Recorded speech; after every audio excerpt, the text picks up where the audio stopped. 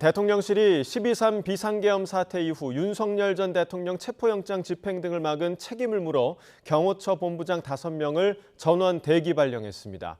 이재명 대통령은 비상경제점검 TF 2차 회의를 주재하며 민생경제 위기 대응에 속도를 내고 있습니다. 취재기자 연결하겠습니다. 정인용 기자. 네, 용산 대통령실입니다. 네, 대통령실의 경호처 관련 브리핑 내용 자세히 전해주시죠. 네, 대통령실 강유정 대변인은 오전 브리핑에서 오늘자로 경호처 본부장 5명을 전원 대기 발령했다고 밝혔습니다. 강 대변인은 지난 12.3 비상계엄 사태 이후 대통령 경호처가 법원이 합법적으로 발부한 체포영장 집행과 압수수색을 막아 사회적 혼란과 갈등을 초래했다고 지적했습니다. 경호처 수뇌부의 경우 적법한 지시를 거부하고 체포영장 집행에 협조한 간부들을 상대로 인사보복 조치도 했다고 비판했습니다. 특히 국민 전체를 위해 봉사해야 할 국가기관이 사실상 윤 전 대통령 사병으로 전락해 국민적 공분을 샀다고 질타했습니다. 강 대변인은 이번 인사는 새 정부가 들어선 데 따른 인적 쇄신이자 조직 안정화 조치이고 이재명 대통령이 중시해온 열린 경호, 낮은 경호의 실행이라고 강조했습니다. 이에 따라 기존 본부장 5명은 직무대리 체제로 전환되며 경호처 부장급 직원들이 대신 업무를 맡게 됩니다.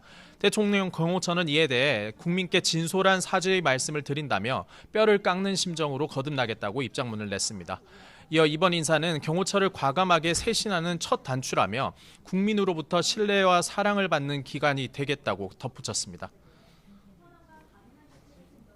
네, 이 대통령은 오늘 두 번째로 경제점검 회의를 열었죠.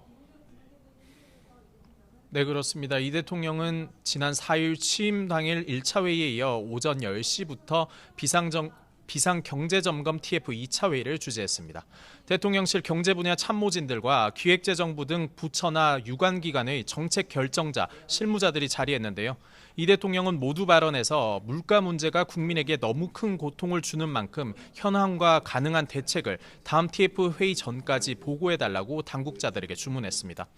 또 오늘은 추경안과 경제 활성화 방안에 대해 토의하겠다고 말했는데 2차 추경 편성을 두고 집중적인 논의가 있을 걸로 보입니다.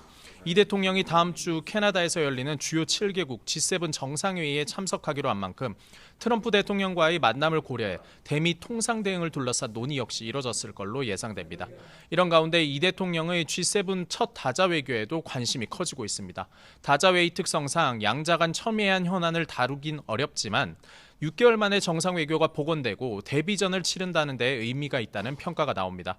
특히 한미 간 또는 한일 간 별도 회담이 이뤄질 거란 관측도 나오는데 약식 회동 수준이 될 거라는 분석이 적지 않습니다. 대통령실 관계자는 YTN에 정상 간 1대1 만남이 성사돼도 길게 진행하기는 어려운 만큼 서로 안면을 트는 정도의 자리가 될 거라고 전망했습니다. 지금까지 용산 대통령실에서 YTN 정인용입니다.